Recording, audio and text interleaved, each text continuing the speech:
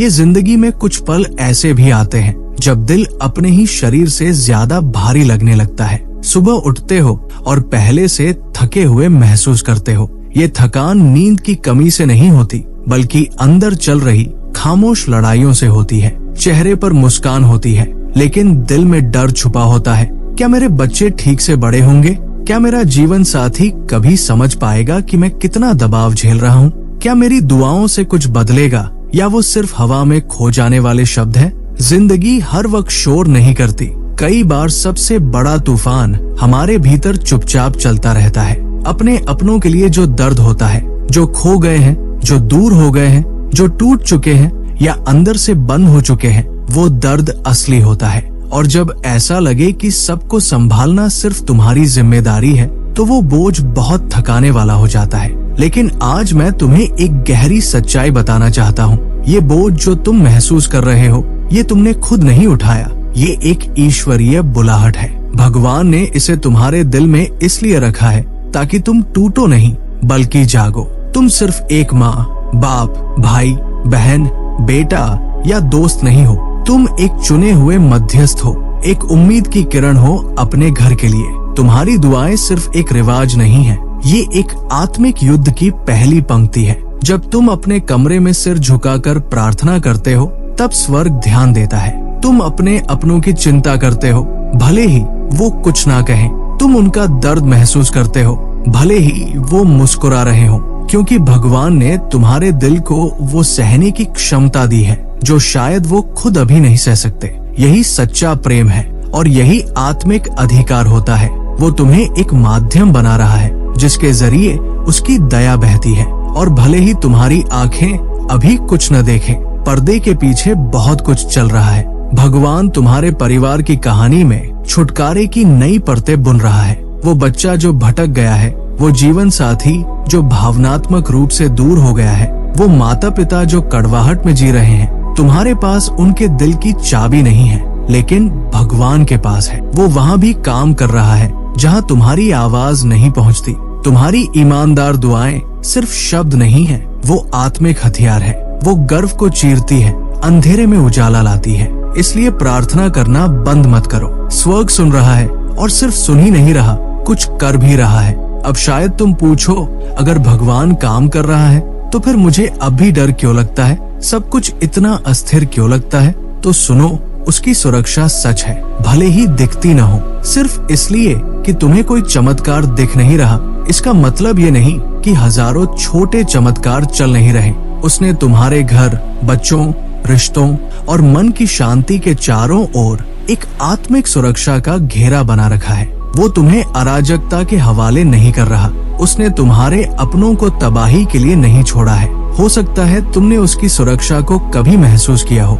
कोई एक्सीडेंट जो टल गया, कोई रिपोर्ट जो नेगेटिव निकली, या कोई शांति का पल जो बिना किसी वजह के आया। ये सब बस एक झलक है उसकी ताकत की। और भी बहुत कुछ है जो तुम अभी समझ भी नहीं पाए हो। उसका बचाव हर उस झूठ से बड़ा है जो तुम्हारे परिवार को तोड़ने की कोशिश कर रहा है। उसका हाथ स्थिर है जब तुम्हारी जमीन डगमगा रही होती है। भले ही बैंक अकाउंट खाली हो, भले ही घर में तनाव हो, भले ही बच्चा दरवाजा पटक दे या जीवन साथी कुछ चुभते हुए शब्द कह दे, वो अब भी वही है। तुम्हें ऐसी जगहों पर भी बचा रहा है जहाँ तुम्हें अंदाजा भी नहीं होता।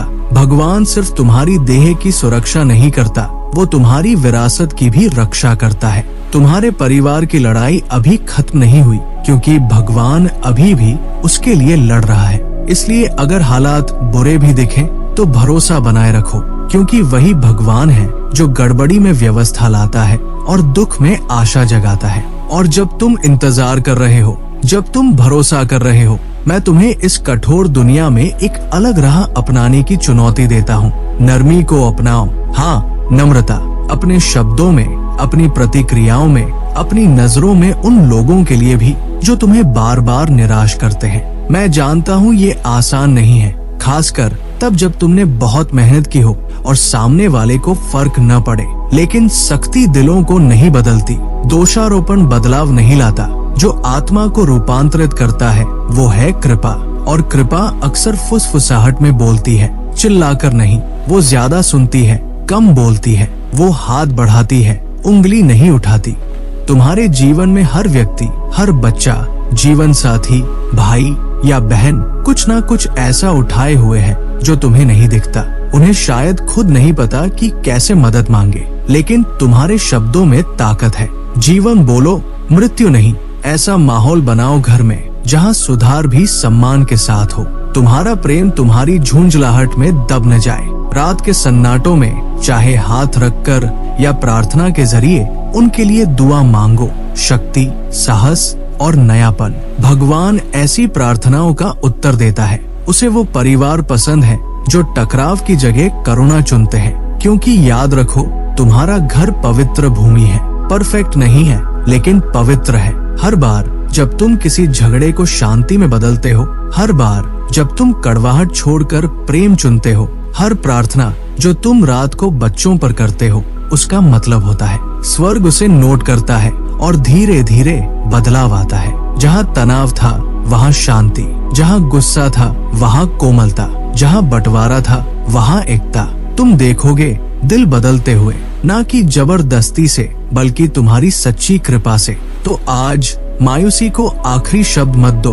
तुम अकेले नहीं लड़ रहे, तुम्हारी उम्मीद व्यर्थ नहीं है। तुम उस खाई में खड़े हो जहाँ से भगवान भी तुम्हारे साथ खड़ा है। जिसने तुम्हें प्रार्थना के लिए बुलाया वही उसका उत्तर भी देगा। जिसने तुम्हारे छिपे आंसू देखे उसके पास उन्हें चंगा करने की ताकत भी है। चलते रहो, प्रार्थना करते रहो, भरोसा करते रहो, क्योंकि इस पल भी उसका हाथ चल रहा है। और ऐसे ही पल में जब सब कुछ बिखरता हुआ लगता है, तब कुछ पवित्र भीतर घटता है। तुम झुकना सीखते हो, अपनी बुद्धि पर नहीं, अपनी तरकीबों पर नहीं, बल्कि सिर्फ उस पर पूरी तरह से। तभी तुम समझते हो कि तुम्हें चुना गया है। हाँ, चुना गया है, इसलिए नहीं कि तुम सबसे अच्छे हो, बल्कि शायद इसलिए क्योंकि तुम तैयार थे। तैयार थे रुकने के लिए जब भाग जाना आसान था। तैयार थे रोकर भी भगवान को पुकारने के लिए। तैयार थे दूसरों के लिए दुआ करने के लिए जब खुद को संभालना मुश्किल था। भगवान ने तुम्हारे दिल को देखा, तुम्हारी परिपूर्णता नहीं, तुम्हारा समर्पण, और उसने कहा मुझे ये चाहिए। और जब तुम दूसरों के लिए लड़ रहे हो, भगवान तुम्हें भी चंगा करना चाहता है। हो सकता है इस जंग में तुम भूल गए हो कि तुम भी उसके प्यारे बच्चे हो। तुम दूसरों की चिंता करते करते खुद को भूल गए हो, लेकिन वो तुम्हारे दर्द को नहीं भूला, तुम्हारी तन्हाई को अनदेखा नहीं किया, उन सपनों को भी नहीं जो तुमने हालातों के सामने दफन कर दिए। उसने तुम्हारी रातों के आंसू देखे हैं, उन शब्दों को भी सुना है जो कभी बोले नहीं गए, लेकिन फिर भी दिल तोड़ गए। वो तुम्हारे दर्द को नजरअंदाज नहीं कर रहा, वो तुम्हें उसमें से चंगाई की ओर बुला रहा है। उसे अंदर तक आने दो, उसे तुम्हारी पहचान को बहाल करने दो। तुम्हें हर वक्त सबसे मजबूत होने की जरूरत नहीं है। तुम थक सकते हो, तुम इंसान हो, और फिर भी उसकी नजरों में पवित्र हो। इसलिए नहीं कि तुम परफेक्ट हो, बल्कि क्योंकि उसने तुम्हें अपना चुना है। उसे उन हिस्सों को भरने दो जहाँ तुम खुद को छोड़ा हुआ, शर्मिंदा या बेकार महसूस करते हो। उसका प्रेम बिना शर्तों के आता है, वो चंगाई के साथ आता है, और जब तुम इस चंगाई से गुजरोगे तब एक नया तुम उभरेगा। ऐसा तुम जो दर्द से कठोर नहीं, बल्कि कृपा से नरम हो चुका हो, हालातों से टूटा नहीं, समर्पण से मजबूत हो चुका हो। यही तुम तुम्हारे परिवार को चाहिए। परफेक्ट नहीं, लेकिन संपूर्ण। वो जो जानता हो कि जब तूफान चले तब भी एक लंगर है जो स्थिर रखता है। वो जो अराजकता को देखकर कह सके मेरा भगवान अब भी नियंत्रण में है। तो आज बस इतना याद रखो, तुम्हें इस पल के लिए चुना गया है। तुम्हें तुम्हारा परिवार, तुम्हारी चुनौतियाँ, तुम्हारा समय यूं ही नहीं मिला। स्वर्ग ने तुम पर भरोसा किया है। तुम थके हो फिर भी खड़े हो, तुम अनदेखे हो फिर भी भगवान तुम्हें देखता है। तुम खुद को अयोग्य समझते हो, फिर भी तुम गहराई से प्रिय हो। और अगर अब तक जवाब नहीं आया तो भी प्रक्रिया पवित्र है, दर्द में भी मकसद है, और वादा अब भी कायम है। आते रहो, प्रार्थना करते रहो, चंगे होते रहो। कहानी खत्म नहीं हुई है और लेखक अब भी लिख रहा है।